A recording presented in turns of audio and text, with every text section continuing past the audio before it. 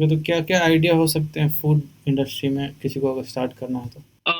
Indian market में अभी काफी नए ब्रांड्स आ रहे हैं, काफी नई चीज एक्सप्लोर हो रही है, but still there is a huge huge opportunity. Okay, तो फूड में कॉम्पिटिटर्स भी बहुत है फूड इंडस्ट्री में, तो आप लोग कैसे देखते हो अपने बड़े कॉम्पिटिटर्स को इनिशियली इस ओके लेवल पे? Okay so in food business every time there is a big competitor, a big player in the market, but still तो इनिशियली कितना एक फंड लेके चलना चाहिए लोगों को इसमें घुसने के लिए? so whenever you're starting a business, अपना पैसा लगाना काफी ज्यादा इंपॉर्टेंट है, क्योंकि ये आपको अंदर से ड्राइव भी देगा कि मैं इसे किस तरह प्रॉफिटेबल बना पाऊँ। ओके, और नेटवर्किंग के लिए क्या-क्या करते हो आप as a founder? It is the events, it is the exhibitions, expose, जहाँ जहाँ हम जाते हैं।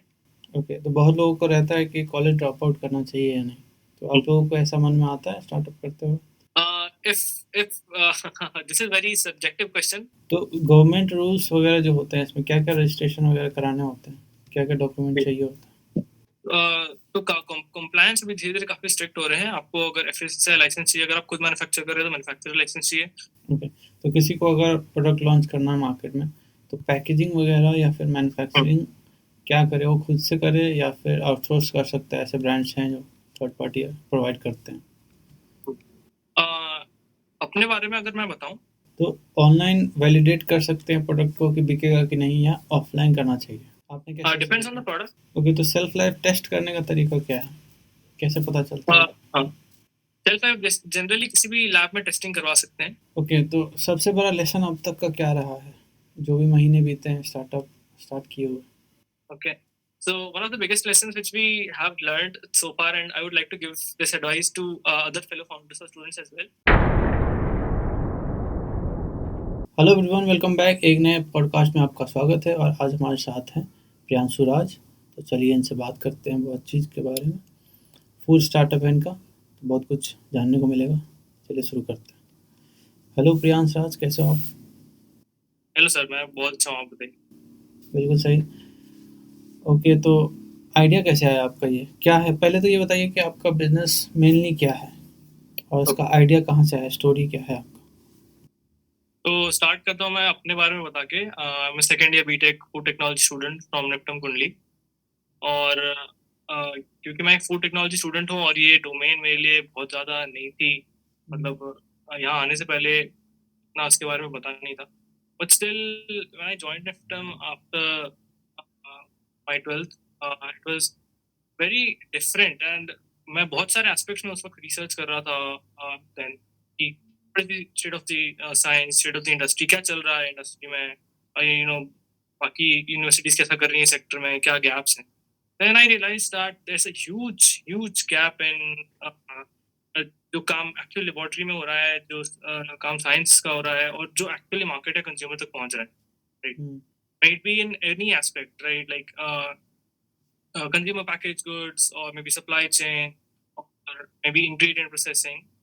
uh, तो इतने गैप को एनालाइज करने के बाद मुझे लगा कि कुछ रिसर्च करनी चाहिए, not as a form of startup, hmm, but then धीरे धीरे धीरे धीरे काफी एक्सपोजर मिला। काफी टीम बनाई हमने यहाँ पर अच्छी। Then we started winning competitions. Then ऐसी जर्नी आगे बढ़ती रही, और अब हम काफी आगे बढ़ चुके हैं। We have received various recognitions, awards. मैं स्टार्टअप के बारे में एक्सप्लेन करूँ तो we are India's first symbiotic nutrition brand okay, which makes products that are good for the planet, the people and the farmers. हम एक ट्रायंगल क्रिएट कर रहे हैं जिसमें स्टेक होल्डर्स हमारे सिर्फ कंज्यूमर्स ना बने, प्लानट भी बने सस्टेनेबिलिटी से, फार्मर्स भी बने और लोग भी बने। हम्म। तो ये साउंड कैसे करता है ये ब्रांड नेम, अरोमा या अरोमे?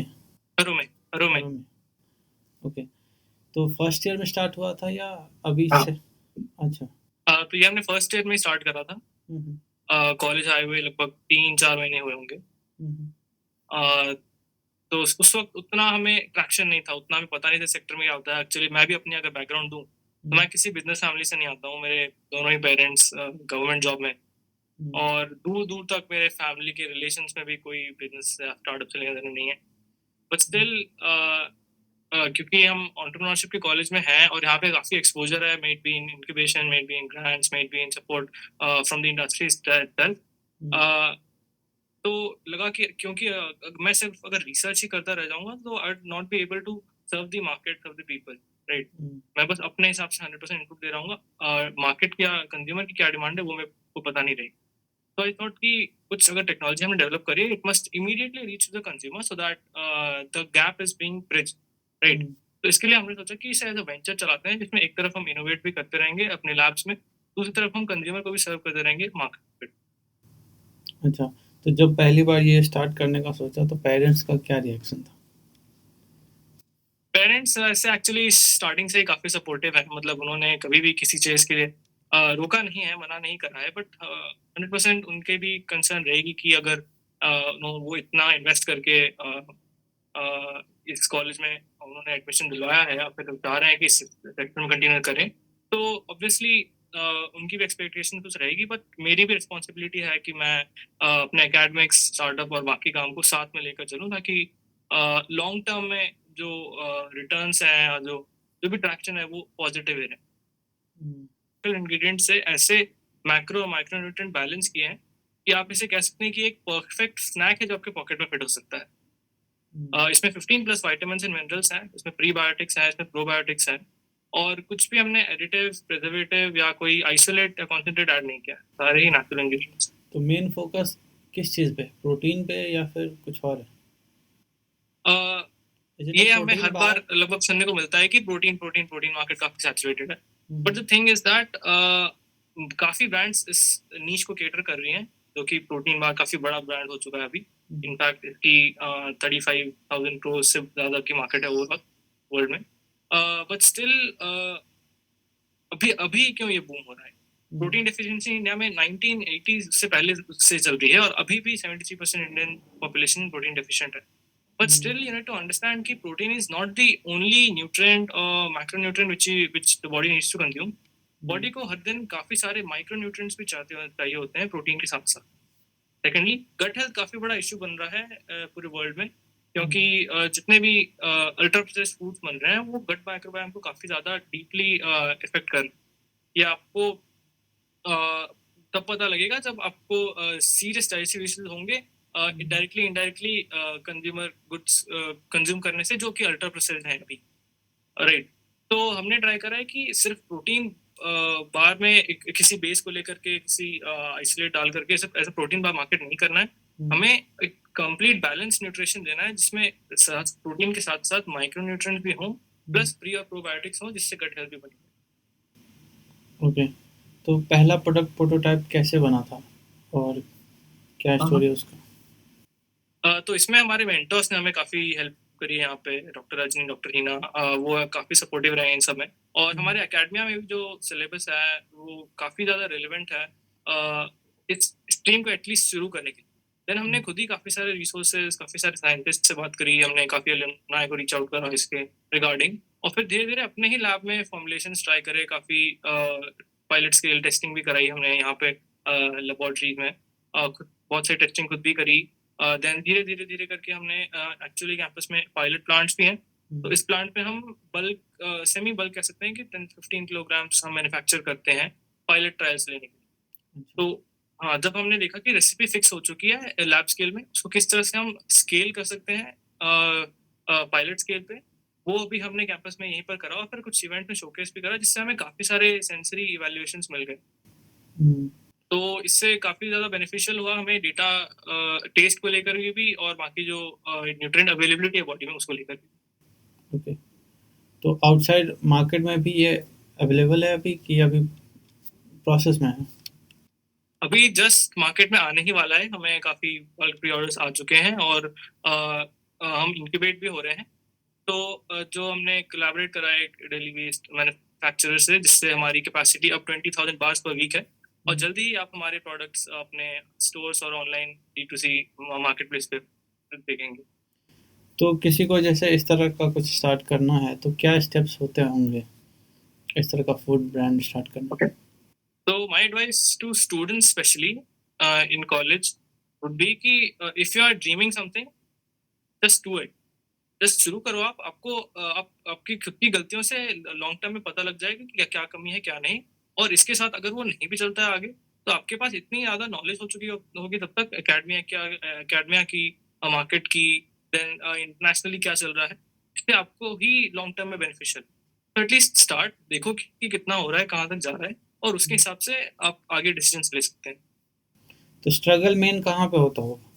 आपको इनिशियली क्या फेस करना पड़ा आइडिया आने के बाद, प्रोडक्ट लॉन्च करने तक? सबसे बड़ी बॉटलनेक क्या स्ट्रगल हमारी है, हमारे क्लासेस मैनेज करना। स्टार्टअप के साथ साथ एकेडमिया मैनेज करना बहुत ज़्यादा डिफिकल्ट है। आई मीन हफ्ते में लगभग 9:30 to 6 हमारी क्लासेस ही होती है, मंडे टू फ्राइडे, राइट।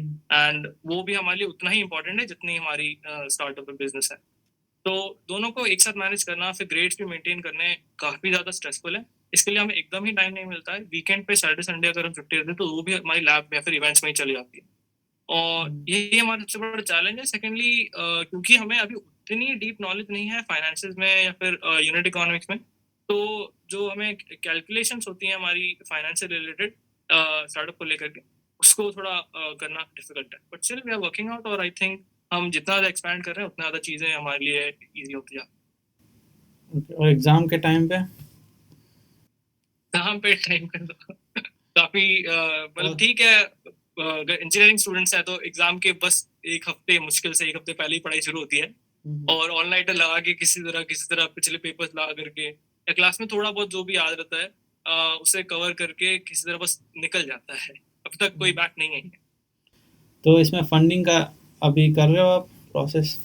हाँ जी, हमारी प्री सीड राउंड चल रही है। हमें काफी अभी रिसेंटली 8 फरवरी को हमारा RKVY कोहॉर्ट 14 जो कि मैनेज हैदराबाद में था, उसका प्री सीड राउंड हुआ है। रिजल्ट्स बस आ ही रहे हैं। और सेकेंडली इसके अलावा हम काफी सारे ग्रांट्स के लिए भी आगे जा रहे हैं।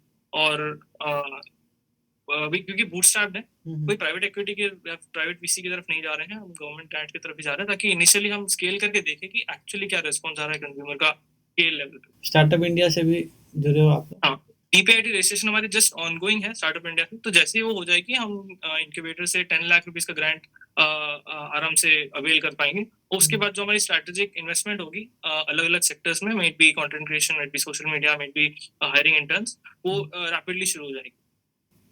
Okay.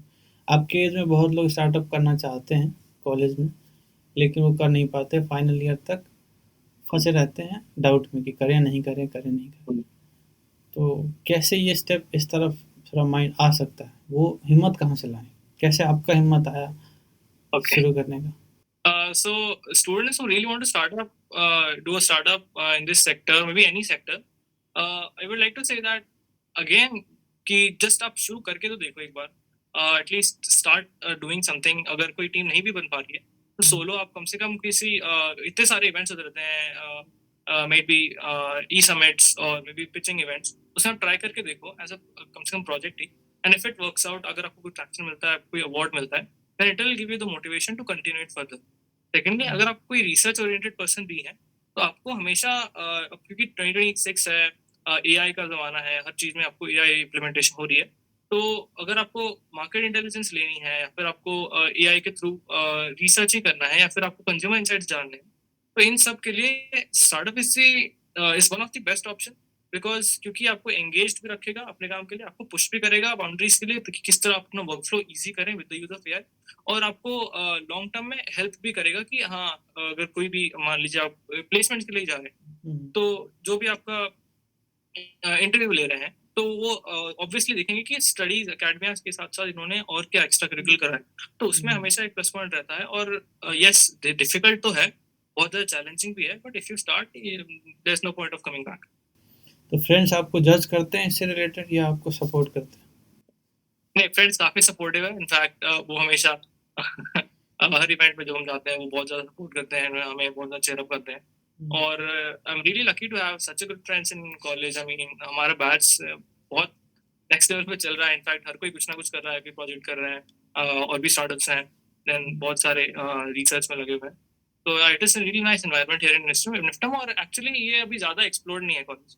If you ask to people about Niftam, very less people will be knowing, but believe me, जो environment अंदर का है, जो crowd है, जो जिस तरह का exposure हमें मिल रहा है, वो सच में किसी IIT के एट पार है। हम्म। तो जो इवेंट वगैरह पे आप स्टॉल लगाते हो वहाँ पे कैसा रिस्पॉन्स आया था? जी। तो अब तक का जो हमारा ट्रैक्शन रहा है उसमें हमने स्टार्टिंग करा था सुफलम से। सुफलम एक मिनिस्ट्री ऑफ फूड प्रोसेसिंग का इवेंट था। उसमें करीब 1000 प्लस सेंसरी इवैल्यूएशन हमने कराए, हमें काफी ट्रैक्शन मिला, हमें यूनियन मिनिस्टर चिराग पासवान ने भी रिकॉग्नाइज करा। वहां से जर्नी शुरू हुई। फिर उसके बाद हमने IIT दिल्ली में top 100 all India top 100 team थी हमारी। तो वहाँ पे भी हमने शोकेस करा था। वहाँ पे काफी सारे वेंचर कैपिटलिस्ट, काफी सारे साइंटिस्ट, काफी सारे IIT के फैकल्टीज थे। वहाँ भी हमें काफी ट्रैक्शन मिला। देन अभी इंडिया का सबसे बड़ा food expo world food India, वहाँ पर भी हमने शोकेस करा था। वहाँ पे हमें काफी ज्यादा रिकग्निशन मिली, हमें काफी ज्यादा कॉन्टैक्ट्स मिले, इम्पोर्टर्स एक्सपोर्टर्स मैन्युफैक्चरर्स। तो काफी सारे कोलैबोरेशन हमने वहाँ पे किए। और नेक्स्ट आने वाले ईयर्स में 2026 में ही काफी सारे इवेंट्स हैं। एक्चुअली पूरा मतलब हर एक मंथ 2026 में हमारा किसी ना किसी इवेंट में बिजी रहेगा। तो ऐसे करके हमने स्केल किया। तो इवेंट का कहाँ से मिलता है अपॉर्चुनिटी? कैसे रजिस्टर करते हो? या फिर कैसे पता चलता है कि हाँ, जो होने वाला है? इवेंट्स होते हैं मैक्सिमम, जैसे सुफलम था वो तो हमारे कैंपस में हुआ था। और क्योंकि हम NTIBIF जो कि निफ्टम का इंक्यूबेटर है उससे इंक्यूबेटेड है, तो उसके थ्रू हमें एग्जीबिशन की परमिशन मिलती है। वर्ल्ड फूड इंडिया में भी निफ्टम एक वन ऑफ द ऑर्गेनाइजर्स है जो वहाँ के ऑपरेशन में हेल्प करता है। और निफ्टम का जो पवेलियन होता है वो वन ऑफ द लार्जेस्ट होता है पूरे इवेंट में। तो उसमें भी हमें अपॉर्चुनिटी मिली थी। और IIT दिल्ली में क्योंकि हम सेलेक्ट हुए थे ऑल इंडिया टॉप 100 टीम्स में, तो वहाँ पर भी हमें अपॉर्चुनिटी मिली कि IIT जा करके वहाँ पे हमने शोकेस कर। तो गवर्नमेंट रूल्स वगैरह जो होते हैं इसमें क्या-क्या रजिस्ट्रेशन वगैरह कराने होते हैं? क्या-क्या डॉक्यूमेंट चाहिए होता है? तो कंप्लायंस अभी धीरे धीरे काफी स्ट्रिक्ट हो रहे हैं। आपको अगर FSSAI लाइसेंस चाहिए, अगर आप खुद मैन्युफैक्चर कर रहे हो तो मैन्युफैक्चर लाइसेंस चाहिए। अगर आप किसी से मैन्युफैक्चर करवा के मार्केट में बेच रहे हैं तो ट्रेडर लाइसेंस चाहिए। उसमें भी फिर डिपेंड करेगा कि अगर आप D2C ज्यादा स्केल कर रहे हैं तो फिर आपको जोनल या फिर रीजनल लेवल का लाइसेंस चाहिए होता है। और उसके बाद अगर आपको कंपनी रजिस्टर करवानी है तो प्राइवेट लिमिटेड या LLP करवानी पड़ती है, इसमें थोड़ा टाइम लगता है। फिर बैंक एक करंट अकाउंट खुलता है, वो पर्सनल नहीं, एक करंट अकाउंट बैंक का खुलवाना पड़ता है। इसमें फिर आपको अपना पेड अप कैपिटल डालना होता है, जो कि अभी तो लिमिट हट चुकी है, लेकिन पहले 1 to 10 लाख समथिंग होता हुआ करता था। तो अभी उतना चीजें इजी हो रही है, but still it is a tough job. और आपके सारे रजिस्ट्रेशन होने के बाद एक DPIIT रजिस्ट्रेशन लेनी होती है जो कि स्टार्टअप इंडिया की है। तो उससे आपका स्टार्टअप जो है वो गवर्नमेंट से रिकॉग्नाइज हो जाए। और लाइसेंस की बात करें तो MSME सर्टिफिकेट होती है, उद्यम की सर्टिफिकेट होती है। ये सारे सर्टिफिकेट्स भी जरूरी होते हैं, वो भी आपके उस लोकेशन पे जहाँ पे आपकी कंपनी रजिस्टर्ड है वहां से होनी चाहिए। ओके। तो किसी को अगर प्रोडक्ट लॉन्च करना है मार्केट में, तो पैकेजिंग वगैरह या फिर मैन्युफैक्चरिंग क्या करे? वो खुद से करे या फिर आउटसोर्स कर सकता है? ऐसे ब्रांड्स हैं जो थर्ड पार्टी प्रोवाइड करते हैं। अपने बारे में अगर मैं बताऊं तो हमने अब तक कुछ भी आउटसोर्स नहीं करा। Every single design element you see, every single video you see, every single visual you see, वो हमने खुद डिजाइन करा है इन हाउस अपने ही हॉस्टल रूम में।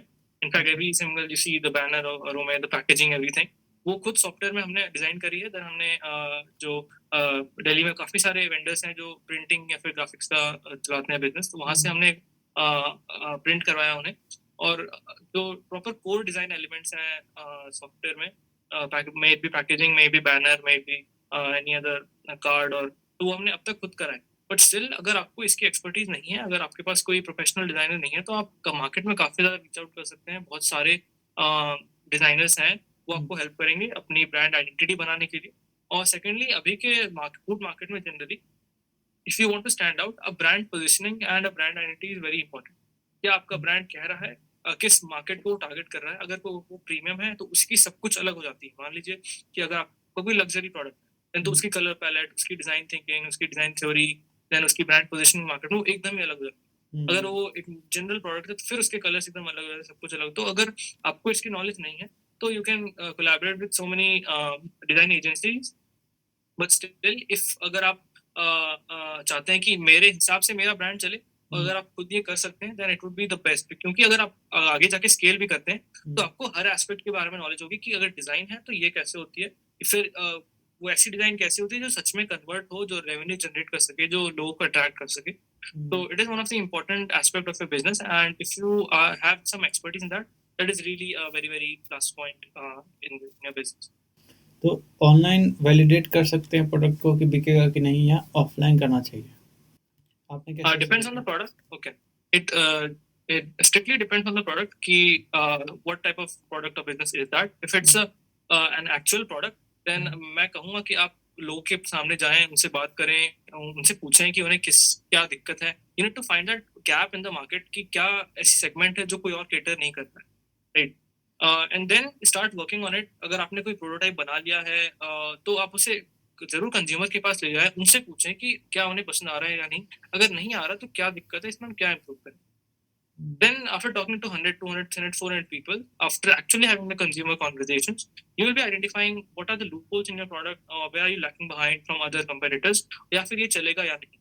अगर आपको इसकी थोड़ी आइडिया लग जाती है, तभी जाकर आप आगे से आगे बढ़ें, इसे और स्केल करें, इसे बल्क में प्रोड्यूस करवाएं, और उसके हिसाब से आपको खुद पता लगता जाएगा कि in what is the right direction you should go forward for. Okay, तो किसी को अगर फूड स्टार्टअप में शुरू करना है तो ब्रांड नेम चूज़ करने में उसको थोड़ा कन्फ्यूज़न होता है. तो क्या कुछ स्टेप्स हैं जो जो आपने यूज़ किए? Brand name, one word brand name अच्छा लगता है वैसे सुनने में. जैसे अरोमा भी अच्छा लगता है सुनने में, अरोमे. तो इस तरह का नेम कैसे चूज़ कर सकता है? It totally depends on the product. और अभी मैक्सिमम क्या है कि brand name is not the only की डिफरेंशिएटर ऑफ द प्रोडक्ट. मतलब प्रोडक्ट को देख करके अगर आप पता लगे कि हाँ इस ब्रांड का है, then that is the biggest take away, right. जैसे अगर हम अपनी बात करें तो Arome, it sounds like an international word, but it is not. It comes from a Sanskrit background, जहाँ पे अरोमे में अरो का मतलब है आरोग्य संस्कृत में, जिसका मतलब होता है हेल्दी, और मे जो है वो मिस्टर से आता है संस्कृत में, जिसका मतलब होता है टेस्टी. तो it's a combination of healthy and tasty in Sanskrit. तो it's a combination which is called Arome, right.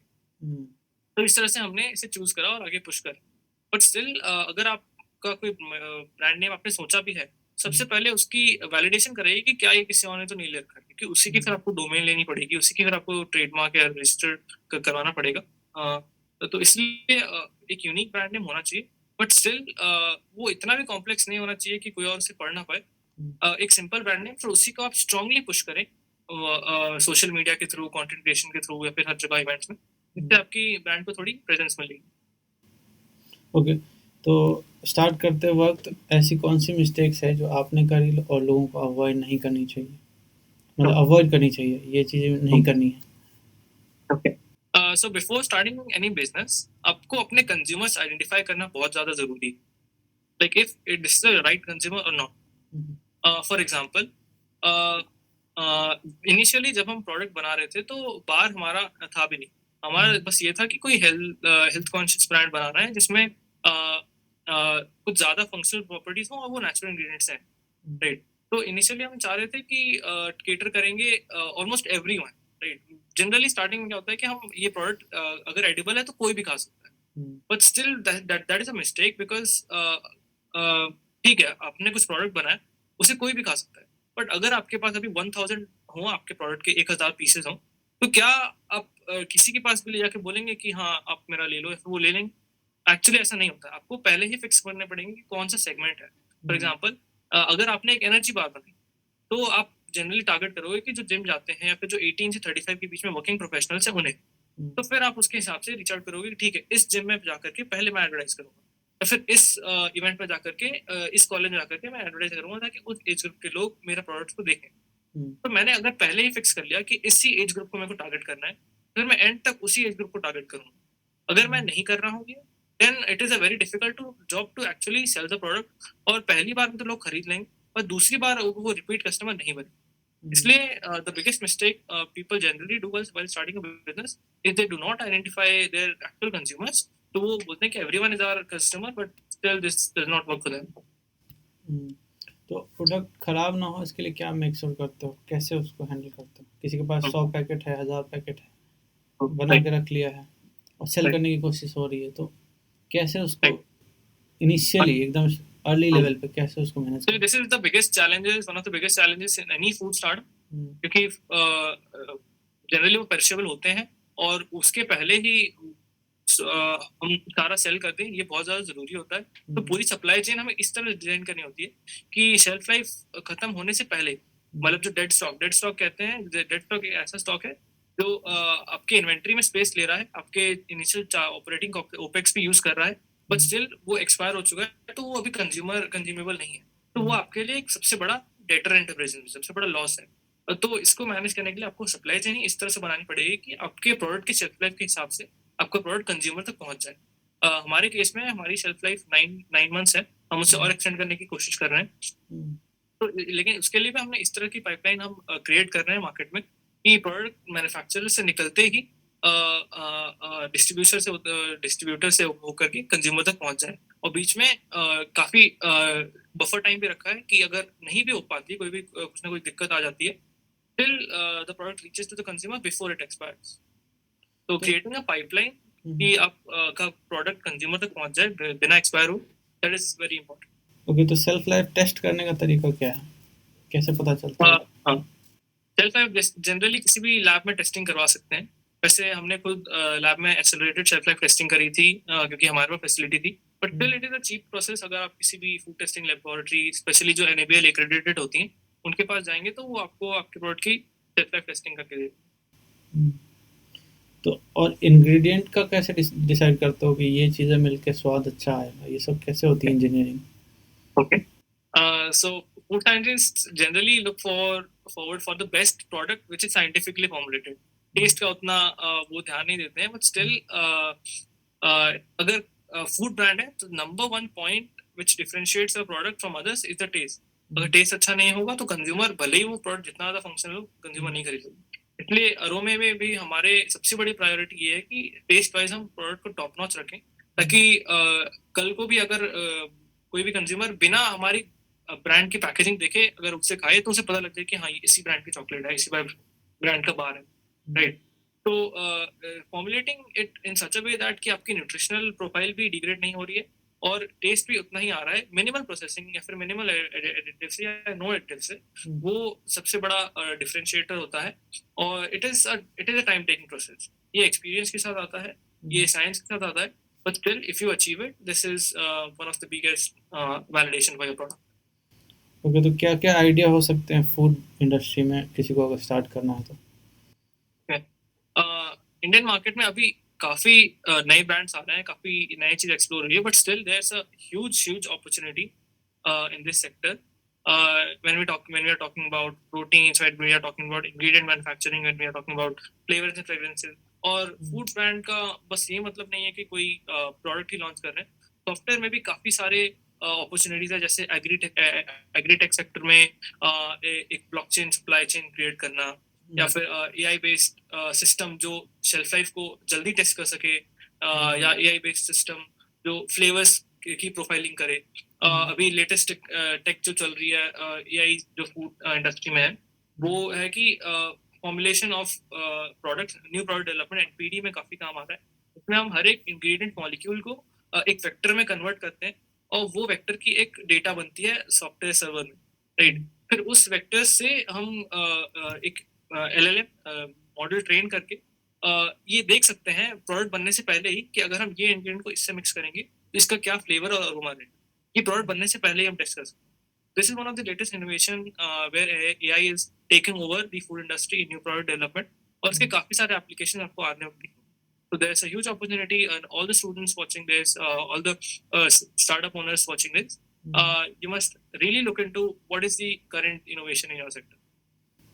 Okay, तो कॉलेज कैंपस से लॉन्च करने में डिफ़िकल्टी होती है? कैंपस वाले कुछ ऐसा कहते हैं कि यहाँ से स्टार्ट नहीं कर सकते या कोई स्टॉल नहीं लगा सकते? जनरली कॉलेजेस में ये होता है कि there are so many restrictions for students कि हाँ, आप कमर्शियली कुछ भी नहीं कर सकते हैं पब्लिक प्रॉपर्टी में, फिर से गवर्नमेंट कॉलेज, इसलिए आप कॉलेज की प्रॉपर्टी में कुछ नहीं कर सकते हैं। But in our case the college has been really supportive in any need we had, और हमें कोई भी ऐसा डेटरेंट कॉलेज की तरफ से अब तक नहीं आया है जिसमें हमें दिक्कतें आ रही हो हमारा प्रोडक्ट लॉन्च करने के लिए। तो for me actually it's an unfair advantage कि हमारा कॉलेज हमारे साथ है, but still if you're facing problems, it is really difficult for you to figure out, but still this must not be a stopper for you. आपको रुकना नहीं है, आपको जितना आप कर सकते हो अपने 100% आप करें, और फिर आप फेलो फाउंडर्स को रीच आउट करें ताकि वो किस तरह इस प्रॉब्लम सॉल्व कर रहे हैं वो आपको पता लग सके। ओके, तो फूड में कॉम्पिटिटर्स भी बहुत है फूड इंडस्ट्री में, तो आप लोग कैसे देखते हो अपने बड़े कॉम्पिटिटर्स को इनिशियली इस लेवल पे? Okay, In food business, every time there is a big competitor, a big player in the market, but still अभी जो न्यू जनरेशन आ रही है या फिर जो नया मार्केट स्ट्रेटजी है उसमें ये बिल्कुल सही नहीं है कि बड़े ब्रांड्स ही हमेशा डोमिनेट करेंगे. There are a lot of new brands coming over जो अपनी खुद की कम्युनिटी से शुरू करते हैं, छोटी धीरे धीरे बड़ी होती जाती है, एंड देन वो इतने बड़े हो जाते हैं कि बड़े ब्रांड उन्हें एक्वायर कर लेते हैं. और कंज्यूमर में भी यही है कि अब जो हम बचपन से खाते हैं या फिर जो प्रोडक्ट्स हमें शुरू से मिल रहे हैं वो अब वही वो कंटिन्यू नहीं करना चाह रहे हैं. अब कंज्यूमर्स भी काफी ज्यादा अवेयर हो गए हैं कि किस तरह नए प्रोडक्ट्स हमें ट्राई करने चाहिए, इनकी बोथ टेस्ट वाइज भी और फंक्शनैलिटी में भी वो काफी आगे हो. और जो प्रोडक्ट की क्वालिटी है, प्रोडक्ट की जो वो डिलीवर कर रहा है वो भी काफी ज्यादा नेक्स्ट लेवल रह रही है अभी के स्टार्टअप्स में as compare to the big brands. तो इनफैक्ट बड़े ब्रांड्स के लिए अब दिक्कत हो रही है अपने प्रोडक्ट को इस तरह से अडाप्ट करना ताकि वो न्यू मार्केट को केटर कर सकें. So there's a huge opportunity for new brands coming over, and in the coming decade, all the new startups being taking over this food market. Okay, तो इनिशियली कितना एक fund लेके चलना चाहिए लोगों को इसमें घुसने के लिए? So whenever you're starting a business, अपना पैसा लगाना काफी ज्यादा इम्पोर्टेंट है क्योंकि ये आपको अंदर से ड्राइव भी देगा कि मैं इसे किस तरह प्रॉफिटेबल बना पाऊँ. एंड जनरली क्योंकि 2026 है, टेक्नोलॉजी और एआई का जमाना है, तो कंज्यूमर तक पहुंचने की जो कॉस्ट है वो भी ऑलमोस्ट जीरो हो चुकी है. Everything depends on you yourself, the founder itself, कि वो किस तरह से अपने आप को पोजीशन कर रहा है बाकी लोगों के सामने, किस तरह से वो अपनी स्टोरी, अपने ब्रांड के बारे में काफी लोगों को बता पा रहा है. और ये एक अनवैल्यूएबल स्किल है, इनवैल्यूएबल, क्योंकि ये जो अगर अचीव कर लेता है वो खुद एक ऐसा पावरफुल ह्यूमन बन जाता है जो लोगों को इन्फ्लुएंस कर सकता है कि यस, द प्रोडक्ट ही is building has some good qualities to actually expand. तो अभी अगर इन्वेस्टमेंट की बात करें तो ऑब्वियसली मनी चाहिए होता है, but still the major chunk which drives your business is the founder himself. तो जो प्रोडक्ट्स होते हैं जिसमें लिखे रहते हैं कि बहुत सारा जिंक है, विटामिन B12 है, ये है वो है, तो कैसे मेक श्योर करते हो कि इसमें ये सब फूड चूज करते हो वैसे, या फिर कुछ एक्स्ट्रा उसमें केमिकल्स जो बॉडी एक्सेप्ट करे वो डाला जाता है, क्या होता है? So the Indian market is really very bullish currently because जितने भी brands offer कर रहे हैं, none of the brand actually or there are very less brand which are actually true to what their label says, right? और लोगों में भी काफी ज्यादा अभी अवेयरनेस आ रही है FOPNL, front of packaging labelling information के लिए, कि वो अब लोग धीरे धीरे लेबल पढ़ना शुरू कर रहे हैं, राइट? और वो इंग्रेडिएंट्स एक्सप्लोर करना शुरू कर रहे हैं. बट स्टिल जो मैन्युफैक्चरर्स हैं, सो मैक्सिमम क्या चलता है कि वो कोई भी एक चीप बेस्ड इंग्रेडिएंट लेते हैं, उसमें या तो उसे फोर्टिफाई करते हैं या फिर उसमें केमिकली डिराइव्ड एक्सट्रैक्ट डाल देते हैं, vitamins and minerals, right? So this is not from a natural source. This is an additive. This is artificially added to the product, and still फिर वो उस तरह से उसे market करते हैं कि this is one of the best products they are selling, but it is not, right? लोगों को nutrition natural ingredients से देना, this is the one of the toughest job which we are toughest problems which we are solving.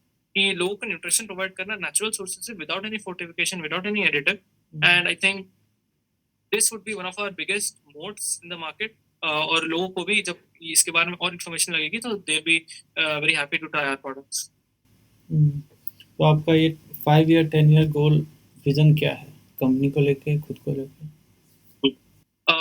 Expansion का काफी ज्यादा गोल है हमारा. हम चाह रहे हैं कि रोमे एक ऐसी ब्रांड बने इंडिया की जिसमें लोग एक्चुअली रिलाई कर सकें both on the taste side and on the functionality side, और वो एक ऐसा स्नैक बने जिसे लोग खा सकें अगर मतलब अपना वो अगर मील पे मिस कर देते हैं वो, तो हमारी प्रोडक्ट को रिलाई हो सकती है, राइट? लाइक अगर हमारी खुद की प्रॉब्लम भी देखें तो कॉलेज लाइफ है हमारी, मैक्सिमम टाइम हमारी मील्स मिस हो जाती हैं, तो कॉलेज हॉस्टल खाना बकवास होता है, या हम किसी टीचर के असाइनमेंट्स में बिजी रहते हैं. तो दिस अगर खुद भी देखो, मैं कॉलेज में जितने भी हमारे आउटलेट्स या फिर स्टोर्स हैं, एक भी ऐसा प्रोडक्ट नहीं है जिसमें मैं रिलाई कर सकूं कि अगर मेरा इस दिन मील मिस हो गया तो मैं क्या करूँ, right? Every product has one or the other thing which is added or maybe chemically derived, right? तो मार्केट में अभी प्रोडक्ट की काफी कमी है जो एक्चुअली नेचुरल सोर्स से न्यूट्रिशन प्रोवाइड करे प्लस टेस्ट में कॉम्प्रोमाइज ना करे, राइट? तो उसी प्रॉब्लम को हम सॉल्व करना चाह रहे हैं रोमे से, and definitely will be leading the sector in the coming years. तो प्राइसिंग कैसे डिसाइड करते हो अपने प्रोडक्ट की? तो हमारा जो 35 ग्राम्स का बार है वो भी 79 रुपीज़ का है और इसमें हम और भी ज़्यादा वेरिएशंस ला रहे हैं। मिनी चॉकलेट भी है हमारे फंक्शनल और जो सेगमेंट हमने अभी टारगेट करी है 18 to 35, so we believe that this is more on a side where more people can afford because providing this type of nutrition अभी अब तक कोई नहीं कर रहा है मार्केट में, so we decided to go with 79 for 35 grams. But still जैसे हम स्केल करेंगे, जैसे ही हमारी प्रोडक्शन कैपेसिटी बढ़ेगी, the price would definitely be coming down. Okay, और नेटवर्किंग के लिए क्या क्या करते हो आप as a founder? It is the events, it is the exhibitions, expos जहाँ हम जाते हैं, हमारी कुछ रिफ्लेक्शन वहाँ रहती है कि कोई भी इवेंट हम ऐसा नहीं छोड़ते हैं जहाँ पे हम कनेक्शंस ना बना पाए। And believe me, connections are one of the biggest achievements you can have, क्योंकि एंड में अगर आपके पास कनेक्शन है कि हाँ मैं अगर इनसे कॉन्टैक्ट करूँ, इससे मुझे इनपुट मिल सकता है, भले वो इंडिया किसी भी पार्ट में हो, then that would be your biggest driver because वही है जो आपको हेल्प करेंगे आगे तक पहुंचने में। क्योंकि अगर वो कोई एक्सपीरियंस बंदा है तो वो ये सब कर चुका है, वो जान चुका है कि क्यों बिजनेस फेल होते हैं, and he would be hand holding, he would be helping you to reach the market, and this actually matters a lot. May it be connections from VCs, connections from exporters, connections from food producers, and connections from people in the government as well, helps a lot in any challenges you will face facing in the future.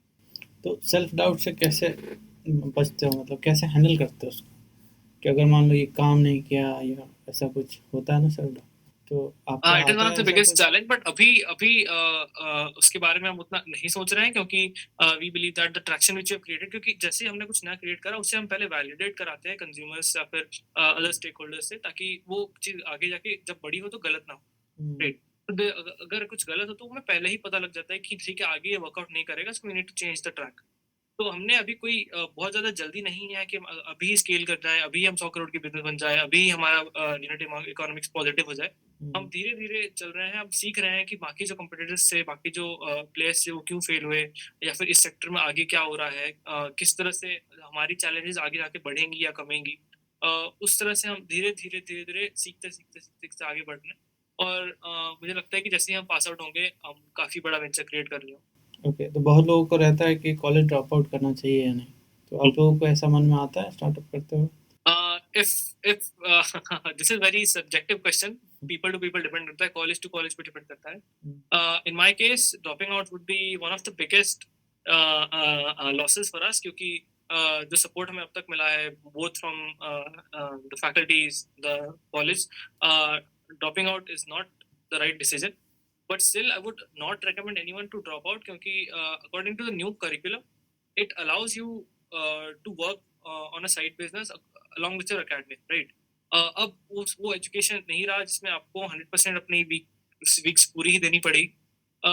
So dropping out, you must not drop out, according to me, if you are in the domain which you are building. But still, अगर आपको लगता है कि आपका जो venture है वो उसमें एकेडमिया एक डेटरेंट बन रहा है, वो आपके बिजनेस को आगे बढ़ने से रोक रहा है, then you might go for this place, this answer. और जब मोटिवेशन कम होता है तो कैसे क्या करते हो? Yes, videos there are देखते हो? often times where motivation सच में काफी कम हो जाता है when we see a lot of drawbacks in our business, maybe जब compliance में दिक्कतें आती हैं, जब CA से दिक्कतें आती हैं, जब registrations में कोई दिक्कत आती है, production में दिक्कत आती है, but still the biggest driver or the biggest motivation for ourselves is looking at the opportunity, like 5 years down the line, when we keep innovating, उसके बाद जो हमारा आउटकम होगा, जो स्केल होगी, या फिर जो होराइजन हमारे सेक्टर में, उसको जो प्रोसेस है कि अब हमारा कोई ऐसा गोल नहीं है कि हमें इतनी बड़ी कंपनी बनके इतना प्रॉफिट कमाना है।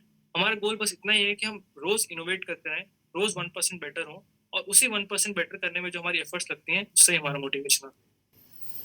ओके, तो सबसे बड़ा लेसन अब तक का क्या रहा है, जो भी महीने बीते हैं स्टार्ट किए हुए? Okay. So one of the biggest lessons which we have learned so far, and I would like to give this advice to other fellow founders or students as well, कि जनरली यंग एज में energy बहुत ज़्यादा high होती है, बहुत ज़्यादा zeal काफ़ी होता है, but still you cannot do something leapfrog in one day. आपको ऐसा नहीं सोचना है कि मैं 1 साल के अंदर ही इतना एक्सपैंड कर जाऊँगा कि मेरी खुद की ऑफ़िस होगी, मेरा खुद का घर होगा, मेरा खुद का ये। ऐसा जनरली नहीं होता है, आपको स्लोली इनोवेट करना है, स्लोली आपको रुक-रुक कर हर स्टेप में देखना है कि हाँ, मैंने अब तक क्या गलती करी है या फिर आगे क्या चैलेंजेस आ सकते हैं। और धीरे-धीरे, धीरे-धीरे जो ग्राफ है वो एक्सपोनेंशियली बढ़ेगा, ज़रूर बढ़ेगा, बट उस पॉइंट जहाँ पे वो जो डिप कर रहा है जहाँ ग्राफ, वो खत्म होने में टाइम लगता है। तो it is a long process. In fact जितने भी सक्सेसफुल बिज़नेसेस हैं वो किसी ना किसी गलती की वजह से उनका ये टाइम बढ़ा होगा। तो उसके वजह से आई बिलीव कि you must calm down, you must have patience, just keep innovating, keep doing 1% better every day, and definitely you'll be reaching where you are hoping for. Okay, तो anything else you want to add? Yes, क्योंकि मैं अपने company का chief technology officer हूँ और मैं basically design और take integration और मे बी प्रोसेस स्केलिंग वगैरह का देखता हूँ। तो to all the founders I would say कि जिस किसी भी सेक्टर, जिस किसी भी बिजनेस में है, अपने बिजनेस में टेक्नोलॉजी को इंटीग्रेट करना शुरू कर दें, right? Because everything is in the coming future would be going to be automated.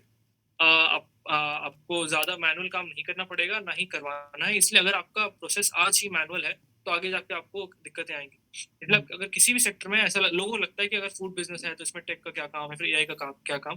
But this is not the case. Now AI is entering into every sector, and if you want to compete with other startups, you need to have some experience on AI and then implement it in your business. हमारे case में हमारा जो पूरा workflow है, पूरा जो workstation है, that is AI integrated. Secondly, when coming to process design, new product development, वो भी हम AI से ही करते हैं। और बाकी जितने भी मार्केट इंटेलिजेंस, मार्केट रिसर्च हो गई, या फिर state of the industry report, state of science report अगर पढ़ना हो, तो then definitely we use our own models and sometimes large level models to actually analyze what is happening. So AI integration in your business in 2026 is very important. और अगर आप ये नहीं कर रहे, then you will soon be being very very behind from your fellow competitors. और जो लोग आपके एज के यानी कि अर्ली जो कॉलेज में है, फर्स्ट ईयर सेकेंड ईयर में, उनको अगर करना है स्टार्ट, तो आप उनको इनकरेज करने के लिए क्या बोलेंगे? Yeah, I generally advise my fellow juniors and all the batchmates कि just keep exploring कि what is the loophole where you can work on, right? Market में जाइए, आप लोगों से बात करिए, आप इवेंट्स अटेंड करें, at least if you don't want to do anything, आप जनरली इवेंट्स अटेंड करें, आप एक्सपोज अटेंड करें। अभी एआई समिट चल रही है, आप वहाँ पर अटेंड करें, आपको फिर खुद पता लगेगा कि what is actually happening in the market, right? Like everything आपको इंटरनेट पे नहीं मिलती है। मैक्सिमम इन्फॉर्मेशन जो सही में यूजेबल होती है, वो आपको खुद प्लेटफॉर्म पे जाकर के मिलती है। सो आई वुड एडवाइस कि आप जिस भी डोमेन में है, उस डोमेन में क्या बेस्ट हो रहा है, आप नेशनल लेवल पे, इंटरनेशनल लेवल पे उसकी स्टडी करिए और खुद आप लूपहोल्स फाइंड आउट कीजिए कि कहाँ पे कमी है, जहाँ पे मैं वैल्यू एडिशन कर सकता हूँ। If not as a startup, at least as a researcher और at least as a person, right? Then आपको फिर और आगे मोटिवेशन मिलेगी कि हाँ, इसे कंटिन्यू करना चाहिए। क्योंकि जनरली जो नए स्टूडेंट्स होते हैं, उन्हें पता नहीं होता है कि आगे जाके क्या करना है, प्लेसमेंट लेनी है, स्टार्टअप करना है, फिर बिजनेस चलाना है घर का। तो इसे फिगर आउट करने के लिए द बेस्ट थिंग इज कि आप start exploring every domain which you have interest, and then एक डोमेन फिक्स कीजिए जिसमें आपको लगेगा कि हाँ, इसमें काम कर सकता हूँ मैं। उसके साथ ही फिर आप आगे स्केल कर पाएंगे। ऑलराइट, तो सारे क्वेश्चंस खत्म हो गए हैं, ये क्लोजिंग है। Yeah, it was a really nice session, Neelmani sir, and thank you so much for having me here. Alright, thank you so much, guys.